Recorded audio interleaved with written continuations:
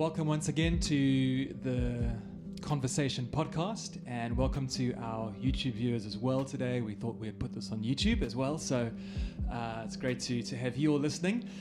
If you don't know, we are in our second part of our new series, Your Story, and we had a wonderful conversation with Stuart Phillips about two and a half weeks back. Just a really good time just hearing about his life. This series is all about just unpacking people's stories, their journeys, and specifically to see how God has been intimately involved in life decisions, how he's been involved in the leading, and just to really see how the glory in our lives can be given to him because of how he's provided for us. And so really excited today to welcome Nick. And Nick is one of our overseers. He has been at our church for some time now. He's very involved in YWAM. He has a wonderful family, which we'll hear a lot more about.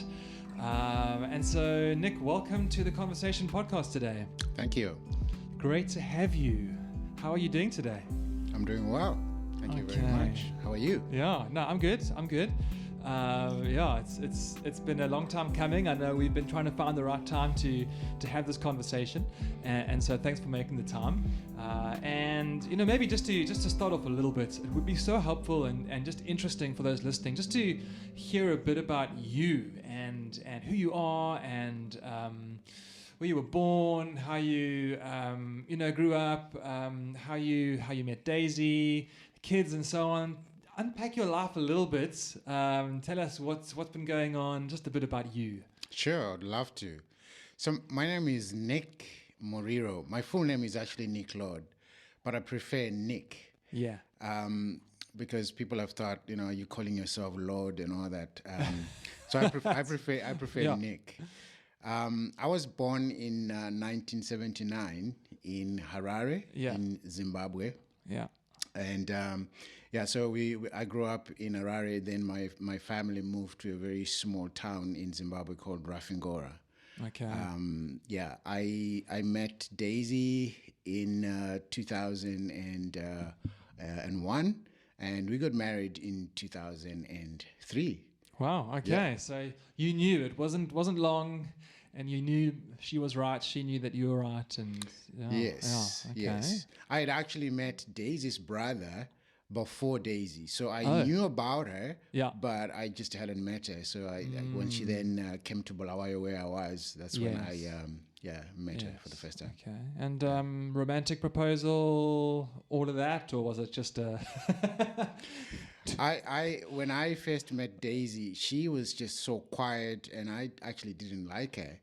And we met in the context of her coming to do a discipleship training school, which I was leading. So she was my student.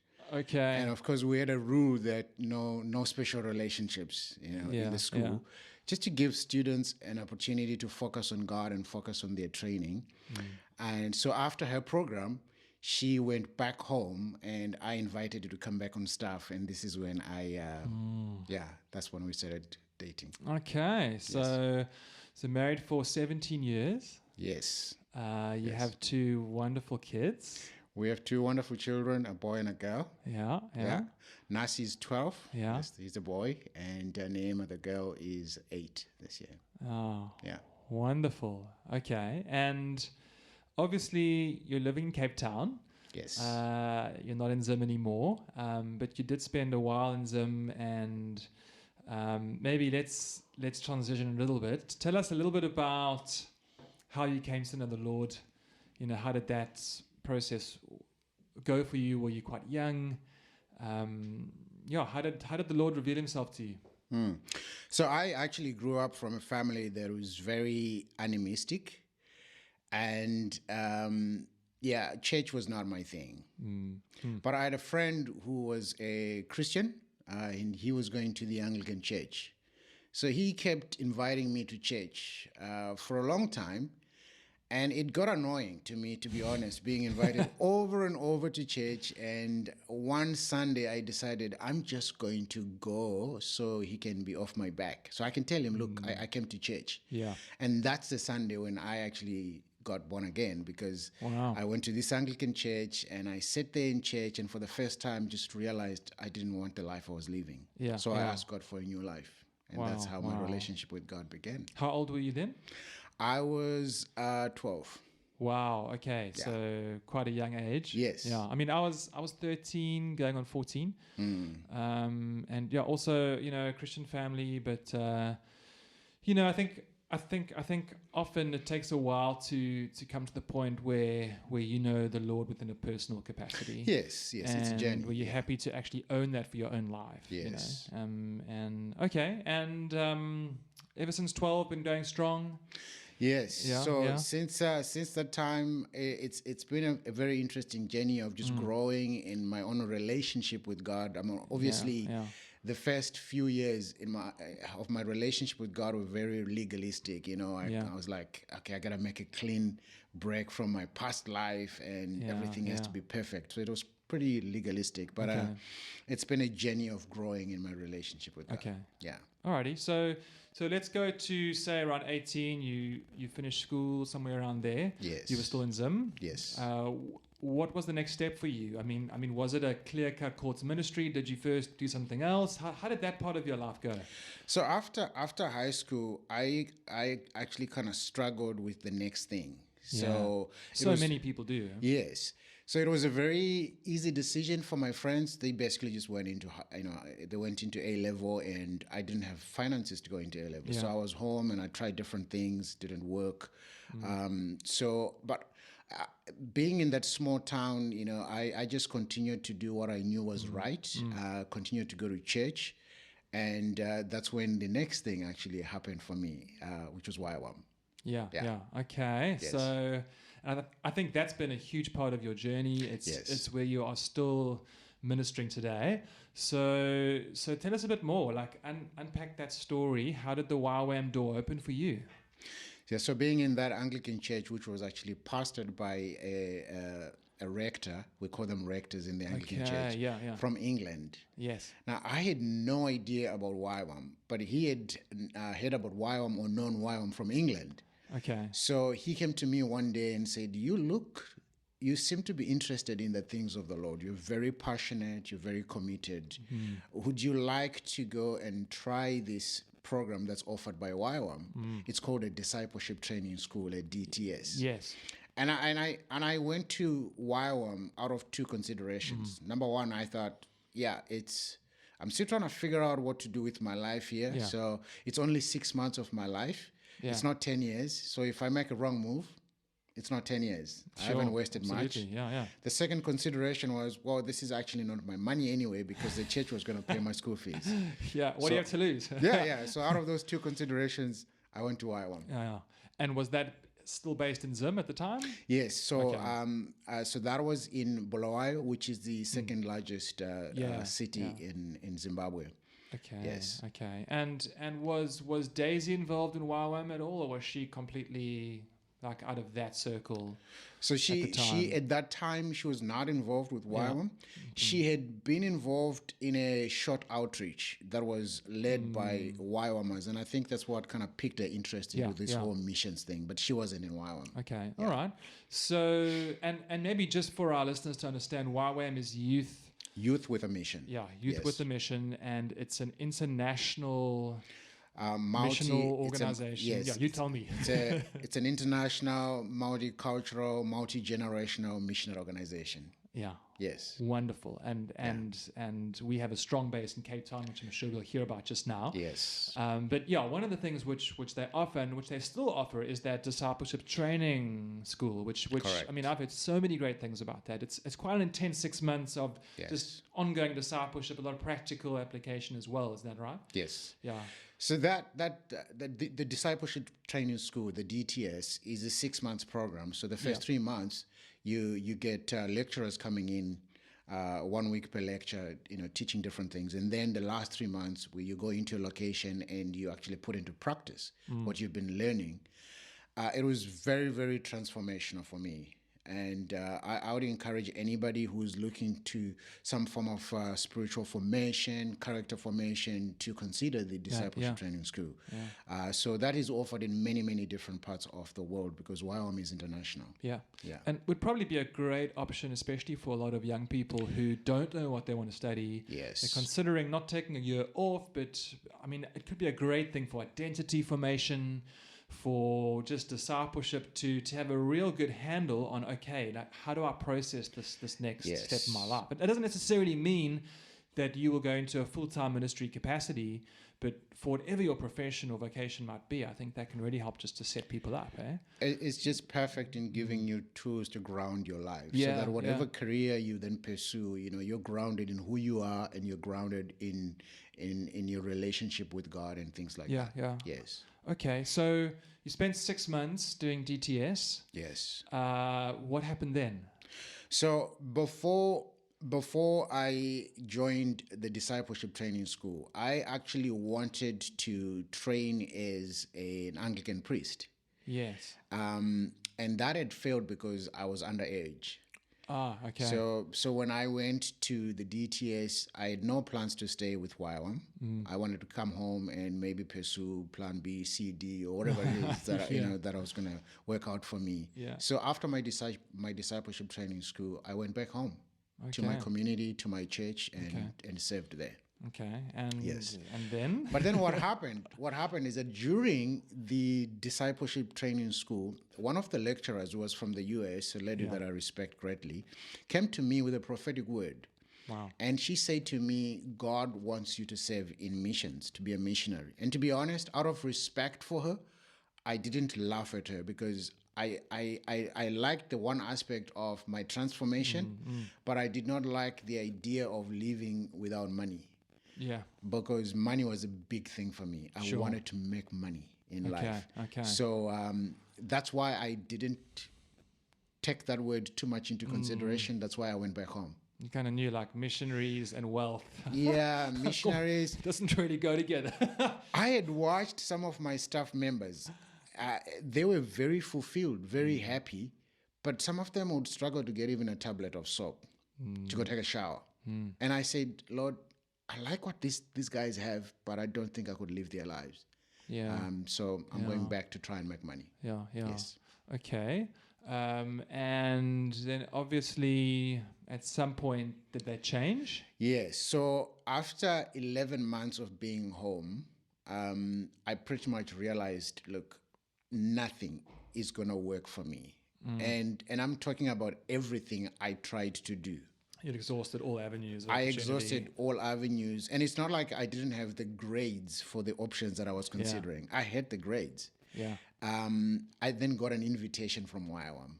And I knew, this is it. I need to go back. So I went back home. I went back to the YWAM base, the YWAM campus. And when I got there, teams had gone out on outreach. So the campus was very quiet. And I felt, as I was spending time with God, I felt God say, I've put a cross in your heart and a throne. You need to die on the cross every day. And let me sit on the throne. Basically, God saying, let me lead you. You need to learn to follow me. Trust me. Yeah. And I'm guessing that was probably quite a important moment in terms of you releasing that need to be financially secure and to really trust God with that. I mean, I'm sure that was part of that, to say, let me provide for you, or let me... It was the beginning. The beginning, yes. It was the beginning. It took me at least 7 years to finally relinquish my life to the Lord. Yeah. Because what then happened is that same year after I got back, I was asked to take an outreach team to Zambia. Okay. And of course, I had brought in my books as sort of, keeping the door open just in case I need to run back through it. And I was going to go back and write exams and all that, because I was still in charge of my life, really. There was no lordship there. I was in charge. Okay. But when I went to Zambia, it was a way to relinquish number one of my exams. And I felt God wanted me to do that. And it was during that time in Zambia that I felt God say, you need to commit to YWAM for 5 years. It was hard. And I did. But that was the next step of me relinquishing my rights and my life to the Lord. Absolutely, and I think that's helpful for us. It's a challenge, whether it's finances, whether it's something else. Yes. We all have almost idle securities, control that we have to let go of. Yeah. And that is mostly an ongoing work of the Holy Spirit in our life. True. Painful and hard, but so good when you come to the place of faith and dependence on God. And so, okay, so tell us, like, how did Cape Town happen? Was that a couple of years afterwards? At what point was it a case of, we need to consider, I mean, I'm assuming that you and Daisy were married by this time or around about then. How did that transition to Cape Town, South Africa happen and why? Yeah, so Daisy and I got married in 2003. We both were serving at the YWAM base, the YWAM campus, and I was actually leading the campus together with Daisy. And it got to a point where it was difficult. Our marriage was young, and I had way too many responsibilities. I was spending more time in the office or out and about. Yeah. And so we then decided, it was time for us to take just a few months out of YWAM,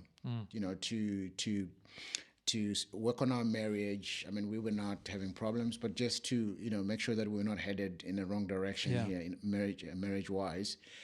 So we decided to get to Daisy's church, and they welcomed us, and they said, "Look, we will provide for you. Just be," which is what we needed. But then things kind of transitioned and changed from there because the church started having issues, and ended up in a bigger church. So we transitioned that small church into a bigger church. Okay. And I was one of the pastors there. And I remember coming home and saying to Daisy, you know what, I'm not happy here. I'm not happy here because at that time, our son was born, and I was spending more time in the office than at home, and I wouldn't actually see my son or my wife. Yeah.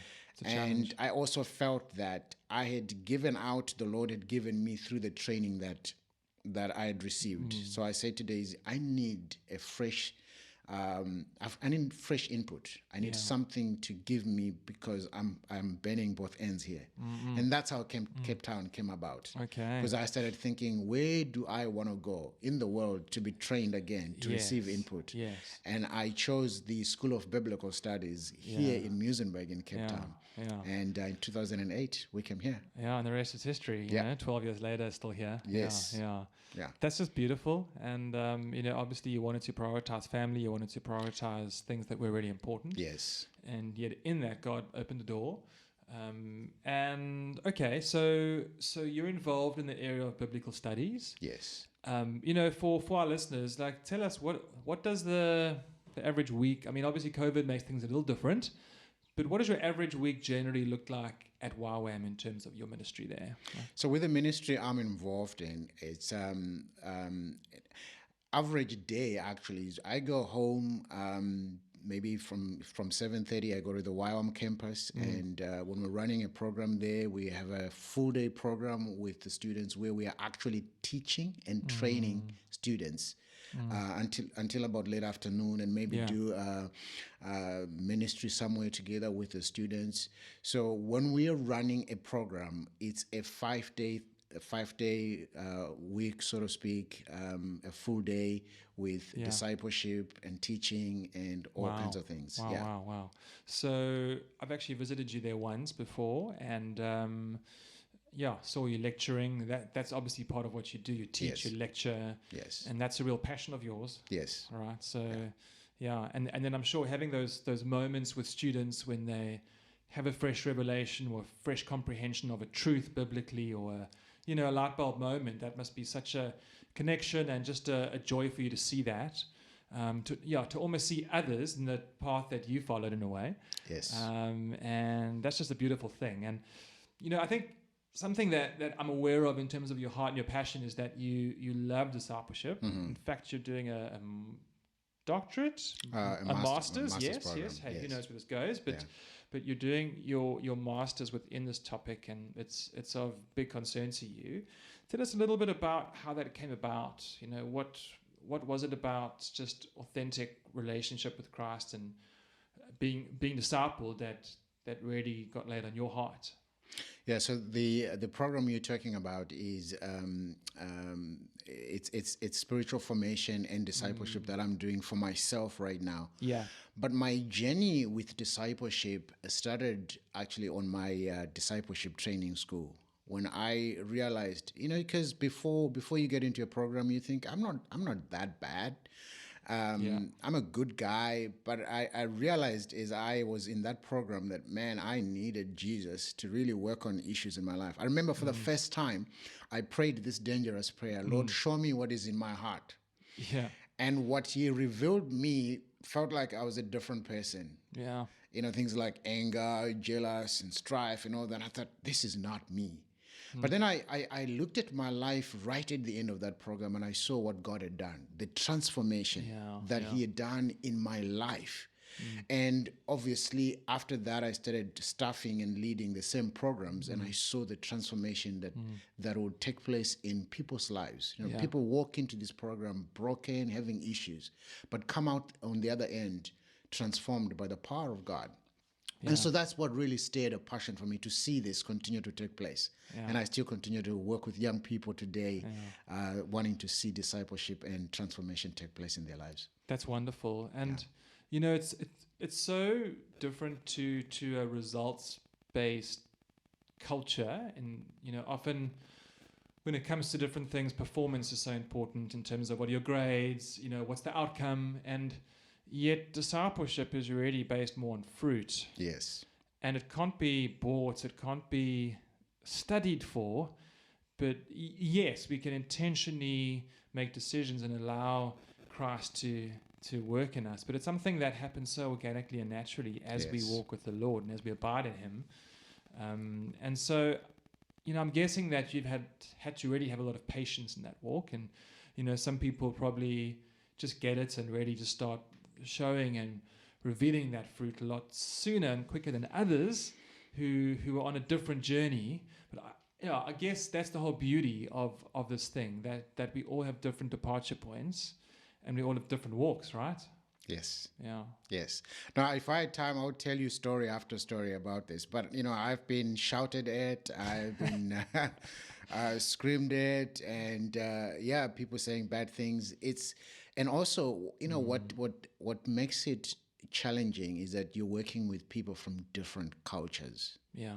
It's not like one culture, it's different cultures, different backgrounds, different experiences. And so it's never like, okay, there's this one rule. No, because people are different. So you got to just really ask God for patience, ask God for love.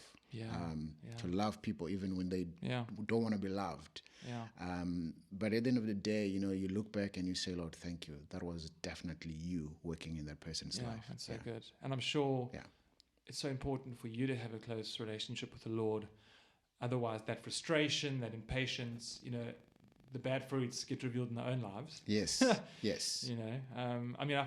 I always find it so interesting how, Paul would say, or said, he said, follow me as I follow Christ. Yes. And he was confident enough to say, hey, follow me because I am walking with Christ. But at the same time, I'm sure his followers and just many people in the New Testament church saw the weaknesses and saw his humanity. And I don't think that's a bad thing. No. Because it's how we relate to people. We say, oh, you're real. You also battle with, know. And so I think, part of discipleship for me is like really just inviting people to see our life. More than just it's the once a week coffee shop where we put on a happy face. But it's the now and again, whether it's you being around in my house or you just being around where I work or just seeing how I interact. Once again, COVID makes that tricky, but it's this transparency into part of my life. Yes.